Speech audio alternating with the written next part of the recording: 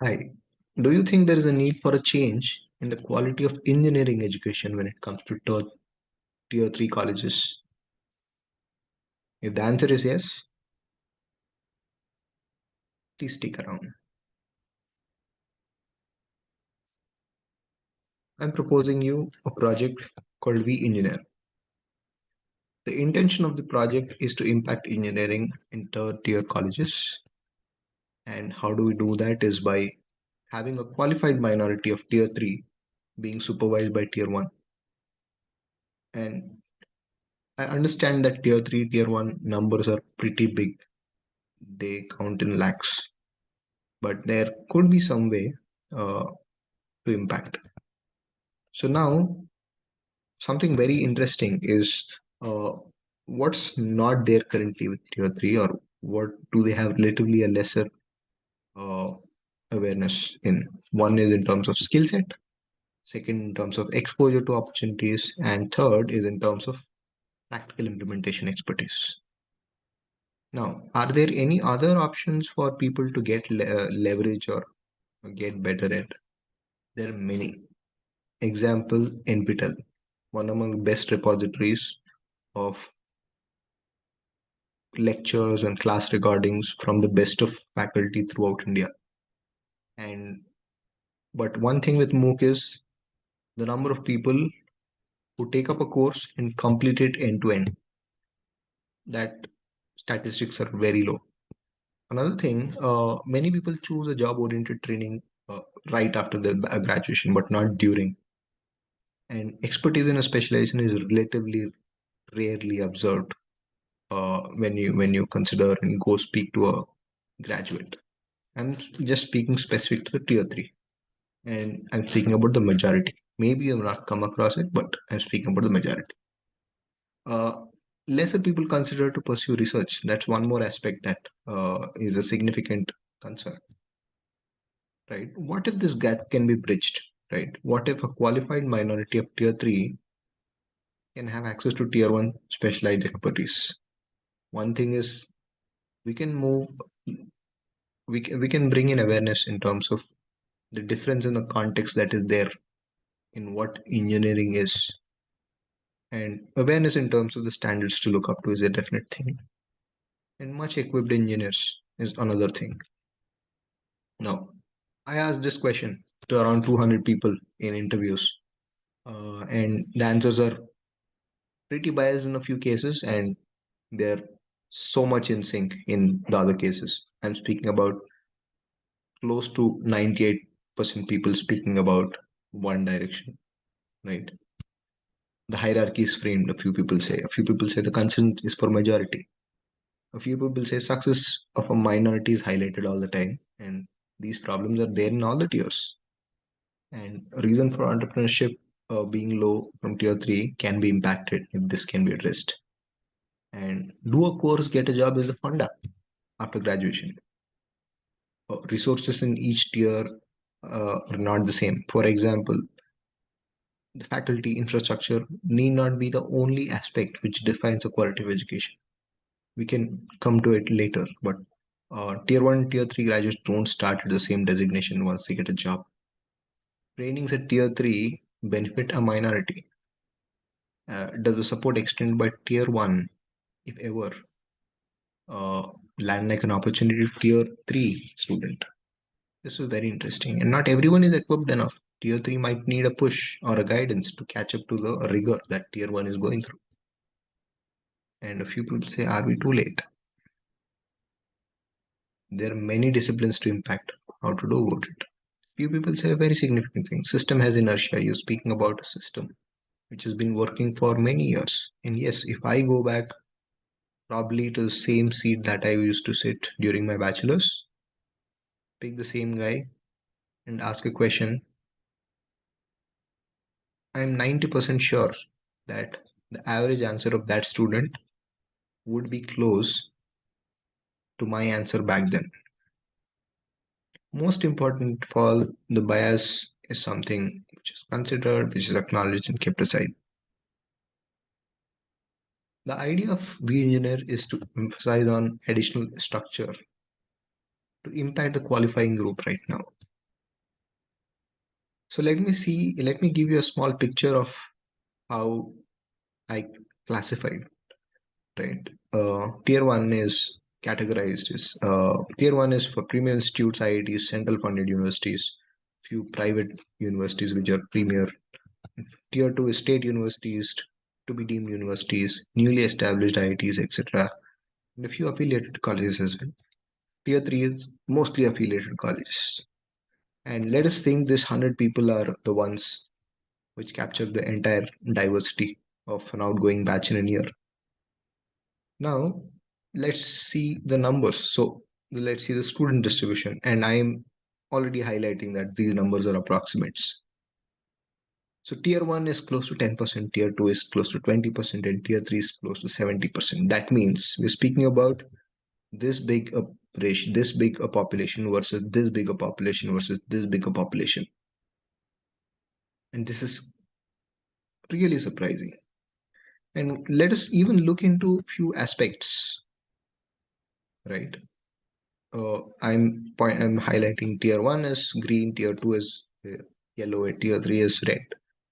And a few things which are uh, to be pointed is the average group that is equipped technically in at least one domain. In tier one, it could be at least 5 out of 7. In tier three, it is roughly around 10 out of 23. And tier three, it's roughly 20, around 70. Now, people who are into research and entrepreneurship, in tier one, it's roughly 2, in tier three, it's roughly 3, and tier three, it's roughly 4, 5. And these numbers are not there as that I could find, but these are from interactions I had with people. I could be wrong, but uh, the approximates are close. How many projects have you done during your bachelor's? If I have asked this question to you somewhere when you're in third year of your engineering, what could your answer be? So I'm just populating again the green, yellow, and red, right? So tier one, tier two, tier three. How many projects have you done? Tier one says many projects, roughly around a semester. They take up a small course. They have to submit something, so that sums up around 7. And they have a main project as well. And beyond academia, maybe 2 out of 10 participate, and somebody into research work, 1 out of 10 participate. And that number goes down when it comes to tier 2, and that number goes even down when it comes to tier 3. And this is significant. Now, if I had asked you during your second year of bachelor's, what are your plans by the end of the graduation? Tier 1 would say blah blah blah. Tier 2 would say blah blah blah. Tier 3 would have said blah blah blah. And these blah blah blahs are at a different reference. Most importantly, the average answer is set by the current outgoing senior batch, most of the cases. And little does he know that the red one has to raise his standards until he or she comes out of the bachelor's degree, because that is something missing as a context. What if this difference in awareness can be impacted as the graduation is happening? Will that not impact uh, quality of education there? As I said, what if the context is missing and this can be newly impacted? I know that the scaling of resources is impossible for tier 3. We looked at the percentage of people who belong to tier 1 and tier 3, and tier 3 is a pretty big group. How about focusing on 2 to 3% of people who qualify a particular metric and who prove themselves to be consistent? For now, I've taken it 60 to 80 percentile can be impacted. 2 to 3% of 60 to 80 percentile people. Now, research and entrepreneurship example we already looked into, and this is how world would be with inertia. A similar number or a very constant growth. to be seen. What if tier 1 intervenes and you get to see this one new guy who's glowing in green shows up, and he has some skill set which is close to a tier 1. And because this is happening during bachelor's, there is a possibility for this standard to impact peers, and over time it can cause a rippling effect. Now, how do we do this? I'm taking an example, the same one, right, with tier 1 intervention. I'm taking 2% or 3% of people who qualify 60 to 80 percentile of academic scores. Now, I am taking the orange group. Now, when I take this orange group and I I give them an open curriculum to train themselves, like a self-study, on a specially curated beginner to advanced implementation-based course of a particular discipline of their choice, which is curated by tier 1. This being a self-study, the likelihood is more people would drop. But in the end, because we are looking actually for the top percentile, there's one person who can be really uh, we can be confident about them equally skilled or capable enough to sit in a tier 1 class and understand what's happening or catch up to the rigor. So the benefit here is there is 1%, 2 to 3% whom we capture as people who can be given tier 1 supervision, and people who've completed the self study are already equipped with some difference in the quality for sure. So only the green guy gets an opportunity to take tier 1 supervised learning. Now, and the intention was that, right, impacting a bigger group from smaller group. Let me take an example of machine learning, which is a fancy word for last few years. ML is one aspect that I would want to uh, I would wish to look up to, right? So these people are given beginner to advanced practical courses in Python, which is a self-study, and out of which a few people are likely to drop. We are taking the cream layer, and the cream layer is given an access to tier 1 curriculum. And this is the curriculum need not be for the entire uh, thing, but it could be for some particular subject of their core. Example, software engineering or any particular thing which is very specific.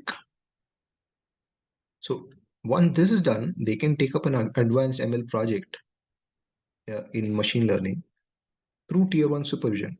So that way, they're not disconnected to the current system, and they're it is forming a bridge to have access to tier 1 learn.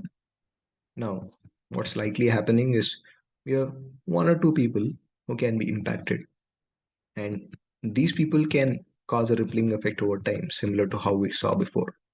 But another thing is in terms of research. Research happens with a minority. Right? What if we can promote research inclination? What if uh, people can be introduced into research even during their bachelor's? Most of the time, what happens is people end up choosing research in a higher tier, or they either go abroad. And very often, it takes some time for the student to catch up to the rigor that the professor whom they are working under is expecting them to work like. What if this time window can be cut out? What if the advanced project I said about machine learning could be uh, an active project that a research scholar from the tier 1 institute has taken up 3 years before, which is already working. So that way, you're having a small group of people who are trained on an active topic and they understand uh, the methodology involved, or at least get the basics of it. So they are now much more prepared. Now, who has time to supervise? The most important question. Your own faculty are really busy in because their intention is more inclined to research and many other aspects. And what if the tier one faculty gives the direction in terms of what is to be curated, and the research scholars take a lead for this particular thing? This is all a fancy thing, but what if? What is another thing that gets solved when research scholars involved? The next generation of research is being influenced. So, to give a validity of what I've been saying, I just pulled out a few questions uh, and would like to have uh, your thought on the same. The number of projects during graduation, if I asked a tier one guy, a tier two guy, and tier three guy, you would see there'll be a strict bias in the numbers that would be seen as an answer. In tier one, you get around 8 projects in total, uh, which is the average, which is 65%. And tier two is uh, roughly 75% is the number of projects that they do, and tier three it is around less than 3 projects throughout the entire graduation. So these numbers are pretty evident, but they don't get to be seen, right? What if we can have these numbers, the number of internships during a graduation, right? The internships for a tier one, they're much more likely. Maybe for tier one, it is not just an internship opportunity, but in terms of their uh, opportunity to do research with the faculty or any other direction, right? And the number shrinks for tier two, the strings number shrinks even for tier three, right? If this bias is pointed out to people by people who are already graduated, uh, and if the number of people who point out the bias is more, this can significantly impact uh, the kind of consideration the current engineering generation has. So 22 questions to capture the references, right? How many projects have you done during the entire BTech curriculum? And these numbers are going to be pretty much biased if you're coming from tier one, tier two, tier three. Any significant differences you've seen in a better tier for post graduation when you're doing a post graduation or a research? Have you done projects in collaboration with your faculty in your bachelor's? Did your faculty inspire you to take on something? The number of internships you have done. Has your college given an opportunity to expand beyond academics? Have you participated in a hackathon or time constrained execution of a problem statement? Were you able to get a job in an area that you academically trained in by the end of your graduation? How aware were you about the area you would like to work on by the end of the seventh semester? Did you have enough mathematical expertise to apply a practical problem of your respective discipline? Give a count of the number of subjects you had a sense of expertise in, and based on what would you support this statement? Did you ever take up a project beyond your coursework? A rough count of number of hours spent per week on activities around engineering or team building or leadership, something beyond your course curriculum. Have you ever got a peer being a source of inspiration in accomplishing something? Choose the expectation that you had from the college. Is it a job, or is it multidisciplinary exposure, or is it expertise? Was it the case that you had to exclusively enroll into a course, maybe doing a course after your degree to get an expertise in some skill and get a job? Have you had an experience in referring research papers and projects for implementation during your bachelor's program? Give a count of the number of simulators, tools, or coding platforms that you considered to have an expertise in by the end of your BTech curriculum. On a scale of 1 to 10, how much would you have rated yourself in the areas of your expertise? Do you think a platform which can visualize these things can bring a shift? Do you think the student's perspective into looking at engineering should be changed? Were the exams limited to syllabus or oriented in application? I'd be really happy if you could spare a couple of minutes or two to give the review in the attached part. I really want to thank you for your time. If you see that this is something which needs attention, please do promote it. Thank you.